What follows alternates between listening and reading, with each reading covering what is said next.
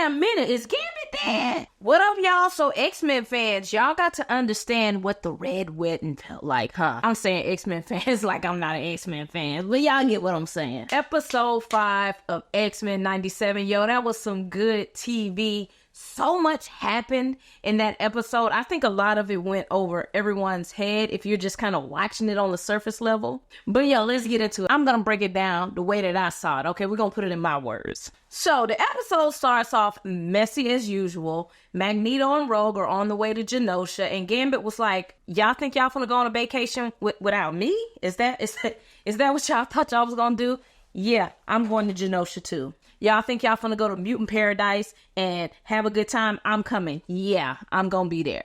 Now, when they get to Genosha and they get off the plane, Eric, he's had a designer come in and it's Magneto everywhere. There's statues of himself, posters everywhere. It is literally Magneto Land. He let the Professor X have a little statue too. I ain't gonna flex. Professor X was able to shine a little bit. Now, Genosha is pretty much a place of harmony for the mutant population. Now, they dealing with a little inflation, okay? Apples is $10 in Genosha, but other than that, paradise. They're safe. They're around other people like them. They're insulated. They're able to be themselves without judgment. It's just, yo, that's the place you want to be if you're a mutant. It kind of gave you the envision of Tulsa, Oklahoma, which was Black Wall Street. Y'all can go and do your little Googles and research that if you want to. But yeah, just some quick little points. Tulsa was pretty much just like Genosha. It was insulated. It was a place where Black people felt safe. They had jobs. They were in the community, you know, essentially almost by themselves. They were very much self-sustaining, and Genosha is very similar to this. Also, Post nightclub. It was a gay club down in Orlando where you can just go and be yourself and be free. No worries. Life is just good. Now, Miss Madelyn Pryor done got herself on the Genosha Council. I don't know, but, you know, when she left the last episode, she pretty much landed on her feet. She's doing good for herself. She's in politics now. She's pretty much a corporate woman. After a couple episodes ago, she just took everybody to hell and back. So we get to see a bunch of mutants around the city. Nightcrawler, Dazzler, Leech, bro, like so many different mutants. I couldn't even pick them all out. It was so many. And everybody loves Nightcrawler. So, of course, I was happy to see him. H2 made me fall in love with Nightcrawler. I ain't even gonna front. When I was younger and I was reading the comics, I wasn't a big Nightcrawler fan. But when I saw the X-Men movie, I'm like, yo, I had to go back and reread Nightcrawler. I love him. He's one of my favorite characters. Now, back at the X-Mansion, Scott is being interviewed about the state of mutant affairs and the X-Men, and you can kind of see and feel the weight of the world is on his shoulders. He's trying to live up to the standards of Professor X. He's a husband. He's the leader of a team. He's mourning the loss of his son. And him and Jean have been disconnected lately, and it's really bothering him. It's weighing down. All these different things are weighing down on Scott. Now, Jean is off somewhere away from the interview. She didn't want to play in the people's face, okay? She was off trying to get her memories together, you know. Everything that she'd known is kind of shattered in little pieces, so she's trying to put the puzzle together. She is literally facing memory disassociation. A lot of people that have dealt with assault sometimes kind of go through this. And this is like really on the dark side because Mr. Sinister told her, your mind, your body, you have no choice. Those are the type of words that can haunt victims of assault for years, and you can kind of see her dealing with that. She feels like she was violated, like a part of her was taken away. Now she gets to talking to Wolverine, telling him about, you know, how her and Scott, they have this little psychic connection thing that they do. You know, that's their thing. And Wolverine is like, hey, yo, you using too many big words. Too much going on. I understand you have some trauma. I have trauma too. You know, I have memory issues too, but there's nothing we can do about the past. We just got to move on, okay? You got to get it together, Jean, and move forward. Something kind of clicked in her a little bit, and she felt an immediate connection with Wolverine, like, oh, you kind of understand what I'm going through because you've suffered severe memory loss as well, so we have a connection. At that point in time, she felt a connection to him, and she kissed him. And Wolverine is like, whoa, ma'am, what are you doing? I'm the work husband. I'm the man on the side. Like, you can't be kissing me in public because in reality, we ain't never gonna be a thing, Jean.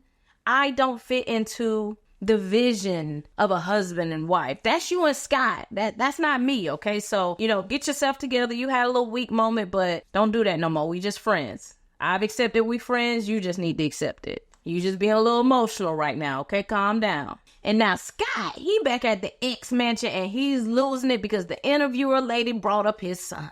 And he just broke. He thought about how like a human doctor wouldn't even give them the dignity of helping his wife birth his son. And he just completely lost it. And he was like, you people better be lucky that we want equality and not revenge. And I didn't even want for I felt a little bad. I'm like, dang, Scott really going through it. Like, he really going through a lot. Now, back in Genosha, the council done sat down and they like, yo, Magneto, we want you to be the leader. We want you to represent us when it comes to this UN thing. And Miss Emma Frost, yes, is sitting up there like, bad bitch. The queen is back. Bow down. Magneto, we need you to take this job. Like, quit playing. And he over there playing hard to get like, yo, I really don't want to be the leader. But, I mean, if y'all insist, if I'm going to be the leader, you know, I want Rogue by my side. I want her to kind of be my co-counsel. I want her to be my partner. I want this to be a dual role. And the council is looking like, have you talked to Rogue about this? Now, back at the X-Mansion,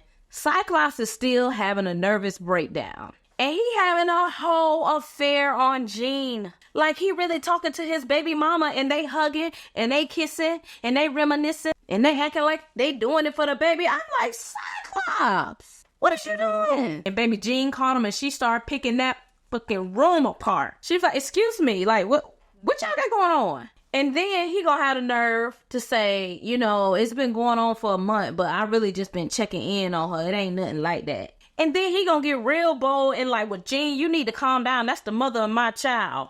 Who you talking to? And my good sis Jean had her Beyonce Lemonade moment and was like, she ain't me. She a variant. She is a piece of me. She ain't all of this. She ain't no diva. She ain't no diva. And then Scott gonna be like, all right, I'm gonna keep it real.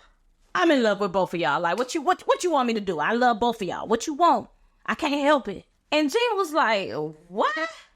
You like the spoof version of me? She ain't me. She Becky with the good hair. That's what you want? And then she knocked Madelyn ass back to that meeting in Genosha. And everybody in the meeting like, girl, Maddie, are you okay? Is everything okay? And she was like, whew, I'm here, y'all. My bad. My mind just drifted off a little bit. Now, my girl Emma Frost, who can read minds too, she was like, I bet your mind did drift off a little bit, huh?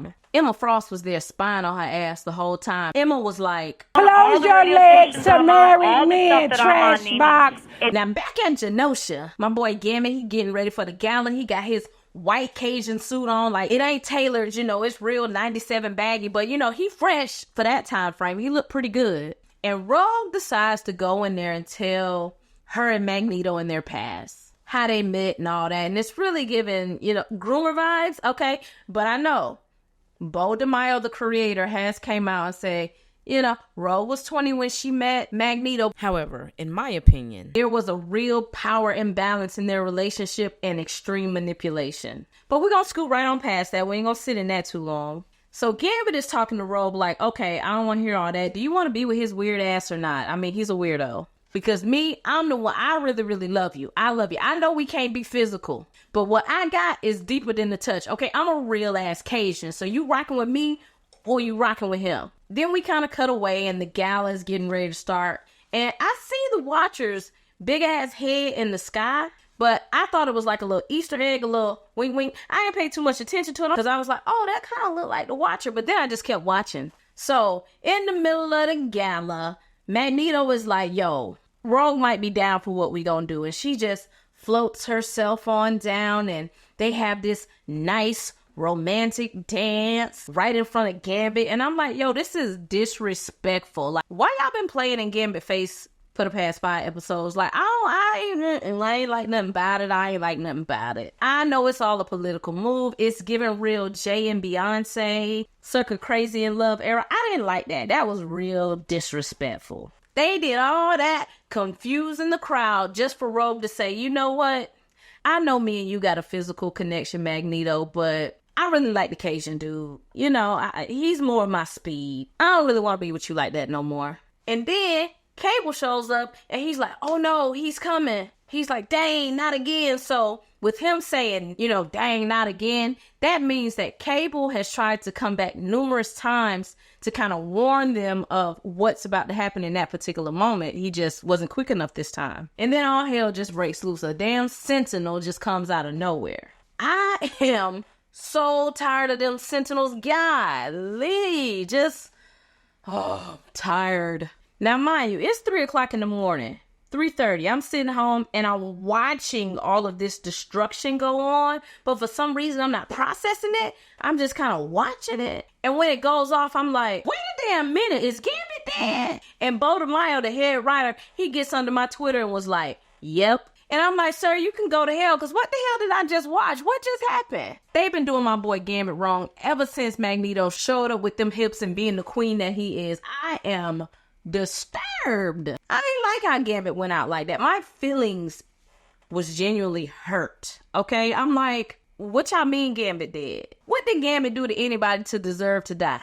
He ain't do nothing. And then it hit me again. I'm like, I done talked all this trash about Magneto, but is he dead too? Because I kind of, I like Magneto. He is a little queen, but I like him. He brings a new little vibe to the X-Men. But yo, real talk, I want to read it, but if you want to, you can go on Twitter. And Beau DeMaio actually wrote a very long piece about what went into this episode. I kind of boosted him up to do it. I'm like, yo, bro, you have got to tell people the breakdown of this episode, because it's so much going on that a lot of people are not going to know. They're just going to think you pulled this right out of the comics. But in reality, there were references of Tulsa, Oklahoma, Pulse nightclub, 9/11. It was so much put into this episode that I don't think a lot of people knew. So I'm happy that he came out and spoke about it. But he's put a lot into a lot of these episodes that a lot of people don't notice. So maybe moving forward, he's going to do this weekly where he's going to recap the episodes.